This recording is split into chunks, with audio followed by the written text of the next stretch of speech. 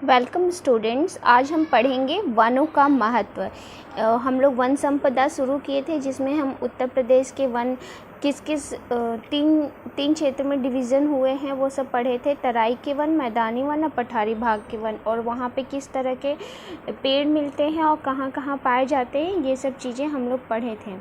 ठीक है, तो आज हम लोग पढ़ेंगे वनों का महत्व, फॉरेस्ट का हमारी लाइफ में क्या वैल्यू है।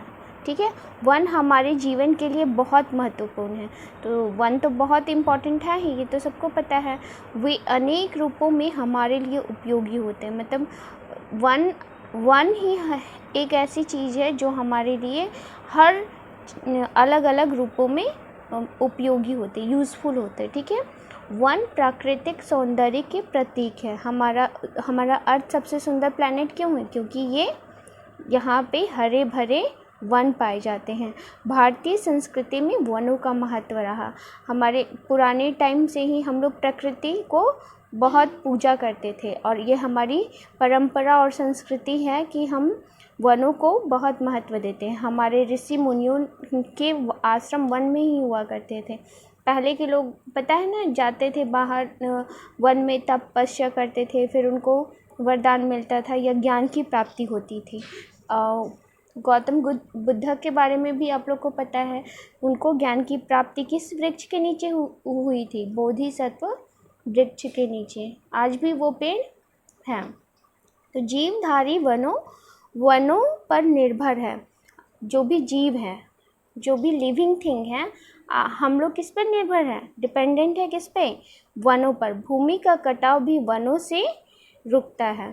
जब भी मैंने पिछले क्लास में बताया था कि पेड़ कैसे लैंड को बांध के रखता है, भूमि को कैसे बांध के रखता है, क्योंकि उसका रूट पूरा फैला रहता है। तो वो रूट से जो भी लैंड को ये करके रखता है, बांध के रखता है। भूमि उपजाऊ बनती है।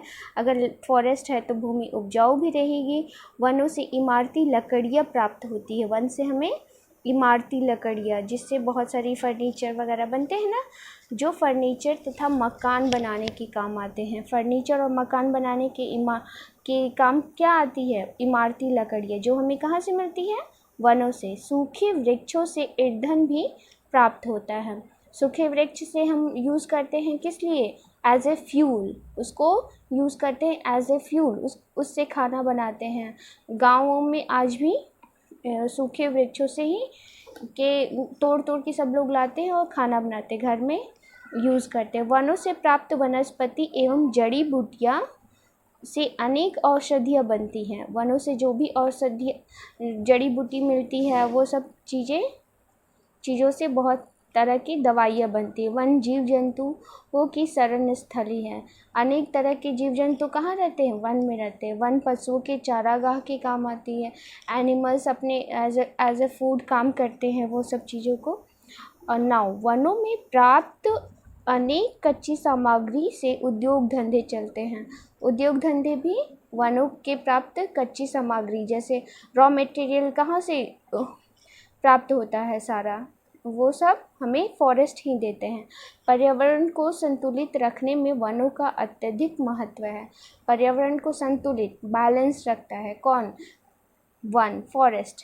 ठीक है, वन संरक्षण, वन का कंजर्वेशन क्यों जरूरी है? फॉरेस्ट कंजर्वेशन क्यों जरूरी है? क्योंकि फॉरेस्ट अगर नहीं रहेगा तो हम लोग को ऑक्सीजन की कमी हो जाएगी, और हम लोग पॉल्यूशन बढ़ जाएगा, कार्बन डाइऑक्साइड की मात्रा ज़्यादा हो जाएगी। तो ये सब हमारे लिए बैड इफ़ेक्ट पड़ता है। हमारी लाइफ खतरे में हो जाएगी। लिविंग बीइंग के लिए ये सही नहीं है।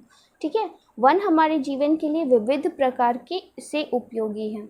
वन हमारे लिए कई तरह से उपयोगी है, परंतु आज वनों की अंधाधुंध कटाई के कारण हमारा जीवन खतरे में पड़ गया है।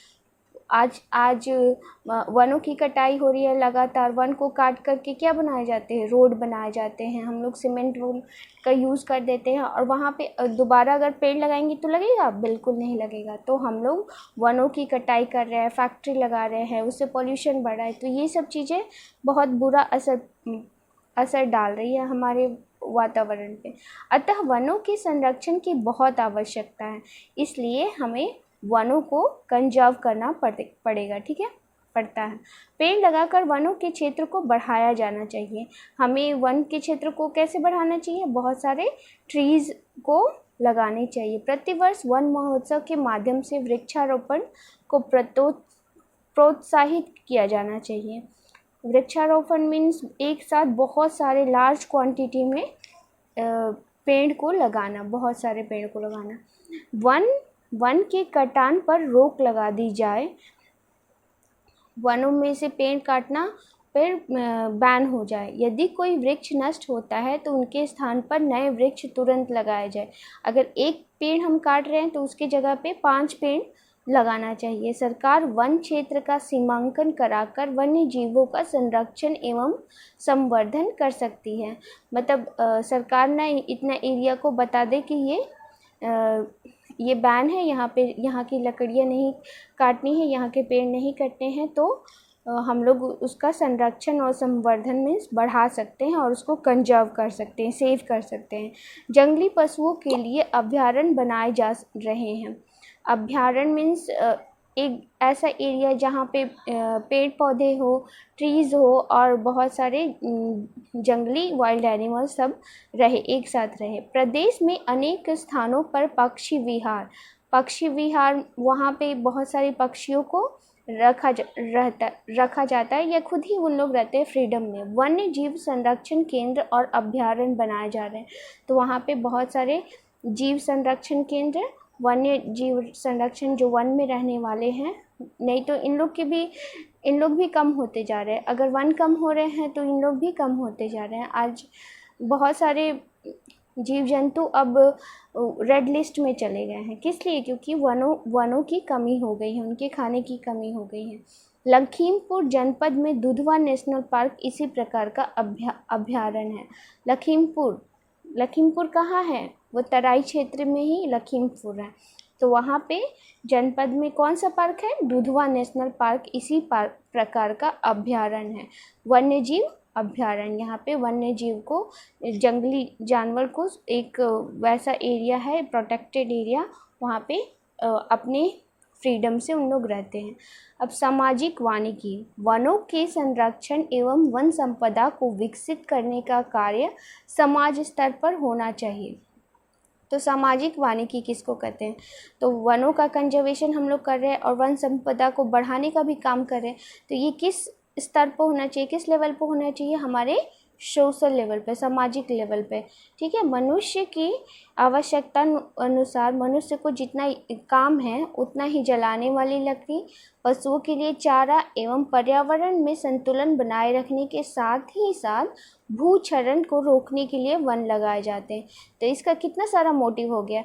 एक तो जितना लिमिटेड क्वांटिटी, जितना नीड है उतना काम करो, जैसे आवश्यकता अनुसार जितना यूज़ चाहिए उन्हें लकड़ी उतना ही दिया जाएगा, पशुओं को भी उतना ही चारा और पर्यावरण को संतुलन बनाए रखने के लिए के साथ साथ भूक्षरण मतलब मिट्टी की कटाव को भी रोकने के लिए वन लगाए जाएंगे। इसे ही सामाजिक वानिकी कहते हैं। ये सारी चीज़ों को जो एक साथ मोटिव सर्व करता है उसको सामाजिक वानिकी कहते हैं। वन संरक्षण हमारे लिए महत्वपूर्ण है, हमारे लिए वन संरक्षण बहुत महत्वपूर्ण है। वृक्ष हमारे जीवन साथी, इसका हमारे जीवन में बहुत महत्व है, इसलिए हम वृक्ष को जीवन साथी बोल रहे हैं, ठीक है। हम वृक्षों की पूजा करते हैं। किसकी पूजा करते हैं? वृक्षों की। आज भी हमारे यहाँ पीपल, बरगद जैसे वृक्षों की पूजा होती है ना। कभी सोचा कि ऐसा क्यों किया जाता? सोचा है तुम लोगों ने? नहीं, पर देखो अभी पढ़ेंगे हम लोग क्यों किया जाता। क्योंकि पीपल के वृक्ष 24 घंटे हमें ऑक्सीजन देते हैं।